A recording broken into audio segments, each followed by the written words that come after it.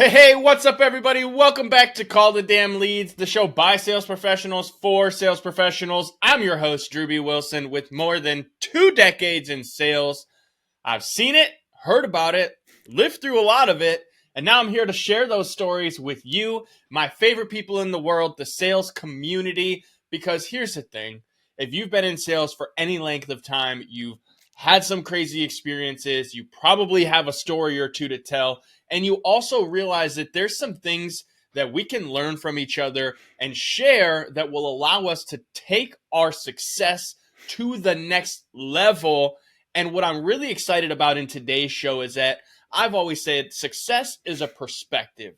The way I see success is going to be different than what you see as success. And today's guest is someone who has specialized in creating that vision and helping you understand it at a much, much deeper level. So I'd like you to welcome my friend, Mr. Steve Gamlin. What's up, brother?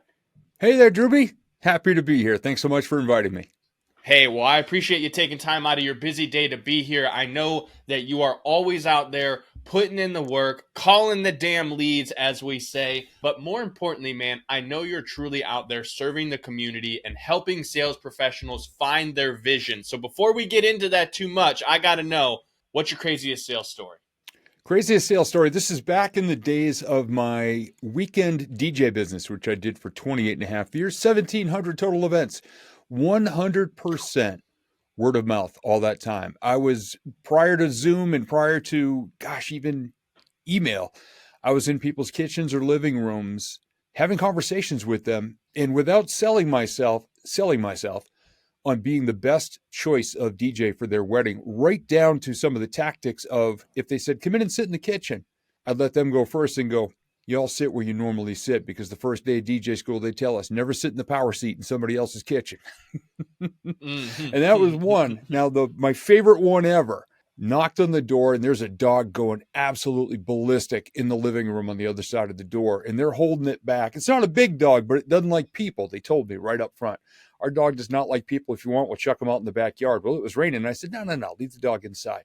Within 15 minutes, that dog is curled up next to me, belly up in the trusting position, head on my lap, snoring away. And they looked at each other and go, you're hired. We hadn't even discussed price yet. And they said, if our dog trusts you, you're the guy for our wedding.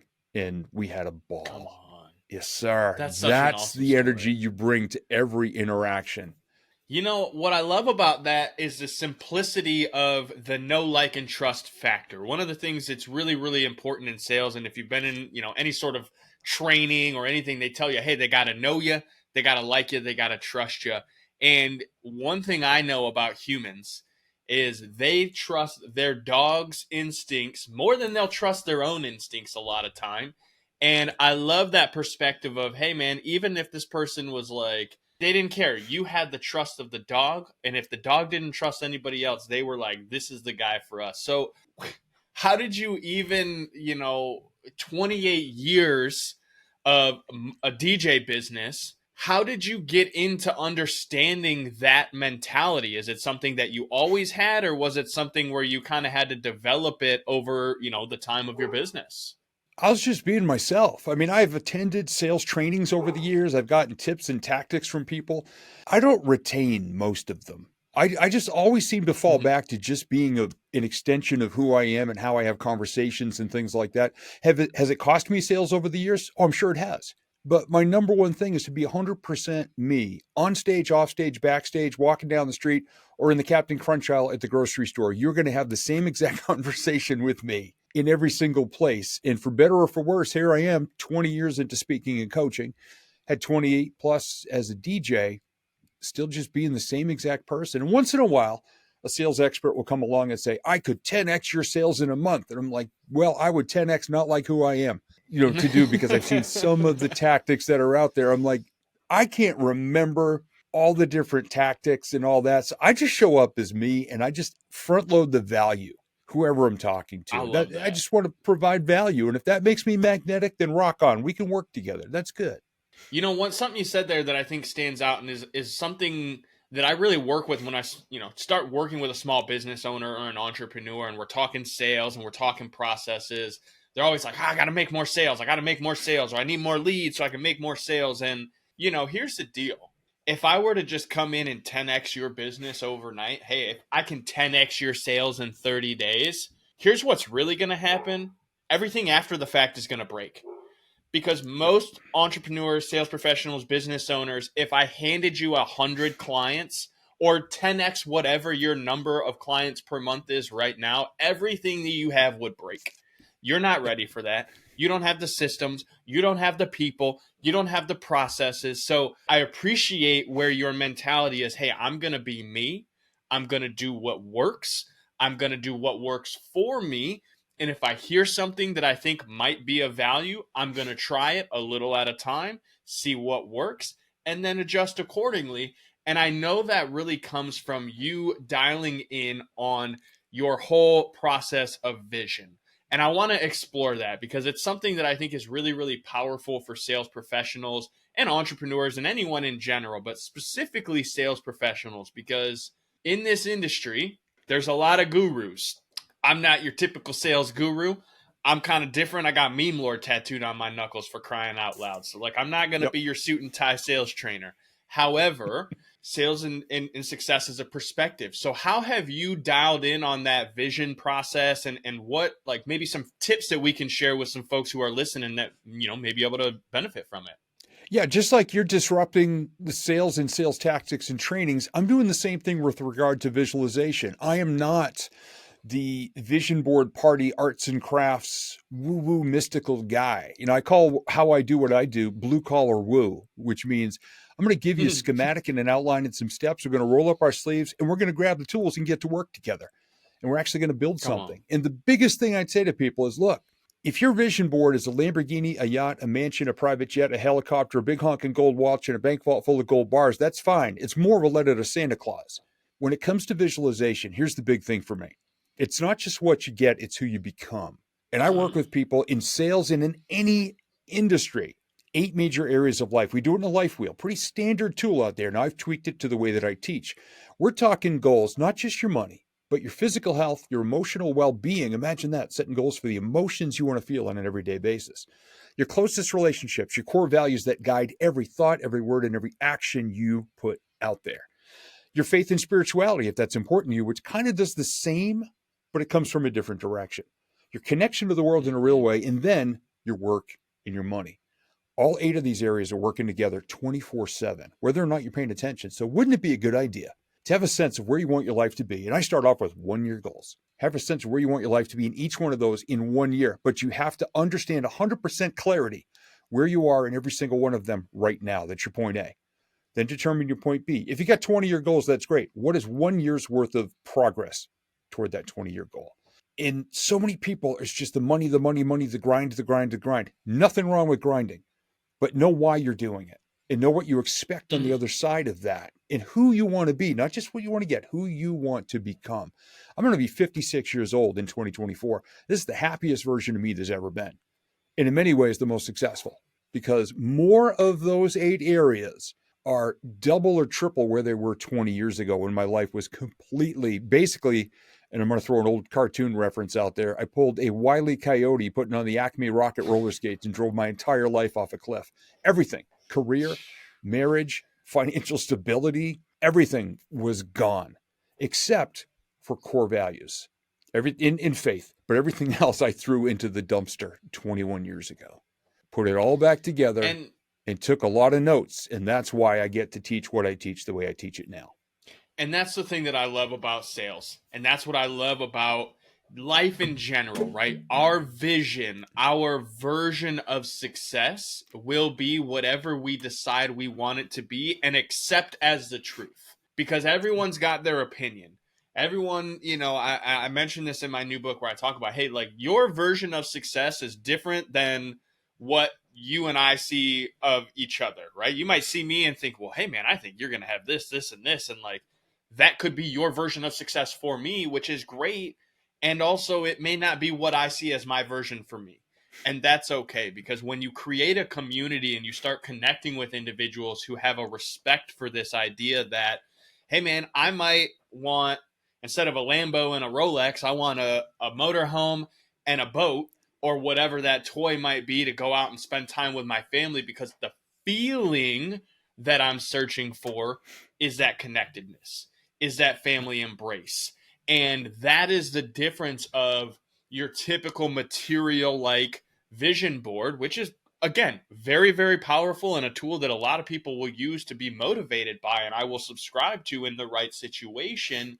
And Mhm. yet, what if that Rolex isn't what you really want? It's the feeling of knowing you can go and buy a luxury timepiece and have all of your bills still be paid. That's a Yep. different emotion. That's a feeling that you can truly become, not just acquire. And bro, that is so, so deep. And I love that you touched on that because, again, most of the time people get into sales, they see the money, they see the flash, they see all the things that go along with that.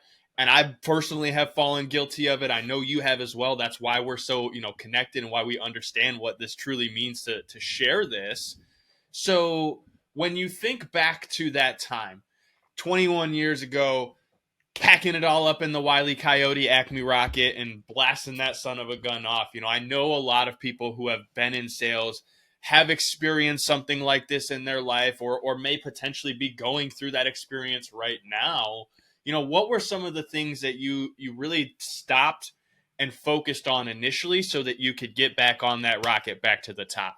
The first thing was figuring out what the heck do I want to do with my life? Because I basically had banked it all in being in radio and then having at the time an $11,000 a year weekend DJ business, which I started to pick up more bookings. I picked up an agent. So that went from 11.5 a year to at one point over $60,000 a year just working on the weekends. So that picked up. But that's not what I wanted to do forever. And in August of '03, very frustrated with myself, very down, very venomous with regard to my self-talk. On a hot August afternoon, I went and spent $3 and a big bucket of golf balls at a driving range and just whacked the crap out of my frustrations to get them out. Well, I was at the farthest tee box on the property underneath power lines, and a thunderstorm came ripping through, and everybody but me ran from the storm. And I was so self-loathing, I just held up the club at one point and said, "Go ahead, I dare you. Take me out. I don't care." I finished my bucket and the buckets of two other guys, and I'm soaked and I'm in barefoot in the wet grass under power lines hitting golf balls. And the next day, I'm on the phone with a brand new life coach I just started working with. And he says, "How was your week?" And I said, "Dude, put down your pen and check this out." And I told him the story and I made it as funny as I could. And he asked this question: "Have you ever thought of being a motivational speaker or a stand-up comedian? I think you'd be really good at both." What he didn't know, when I was 11 years old, I wanted to be a radio DJ, an author of my own books. My first one was about to come out at that point. A teacher of people and a stand-up comedian. Hadn't thought about the other two in Come on. forever until he asked that question. And all of a sudden I went, I can see myself doing this and I can sell myself credibility-wise doing this. And I was terrible at both when I first started. Did stand up for 7 years. Wound up on bills and shows I probably had no business being on, but I just kept working so hard at it. And I let my energy and charisma and confidence, as little as there was at first, sell me and get me in those doors and on these stages where I still get to speak today. And it was all that little tiny bit of belief that someone else had it in me first, and then I started to have it. And right around 2011, a buddy of mine heard me kind of melt down self-deprecatingly on stage, and he intervened on me afterward and said, "Bro, if I ever hear you talk about yourself like that again, you're not welcome on my stage. Knock it off." That was when that whole shift happened.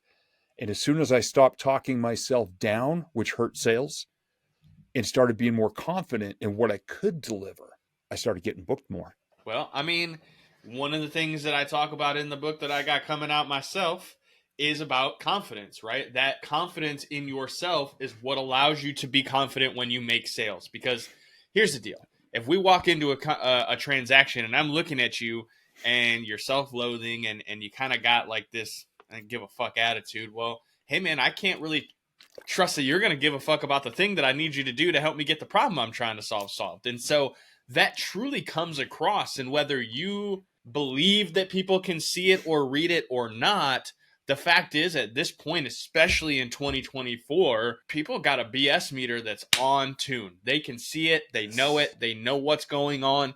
And even with all the shit that happened in the last couple of years, there's still an extreme level of tuned endedness. I don't know what the proper term would that be. It doesn't matter. But people If you can throw see, enough man. They hyphens in it, know it's perfect. Exactly. There's about 96 hyphens and tuned it into this. But the point is, people know, man, and they are tuned into the vibe and they're understanding and they can read that. And what I love about how you approach sales and entrepreneurship, Steve, is that you're here to help.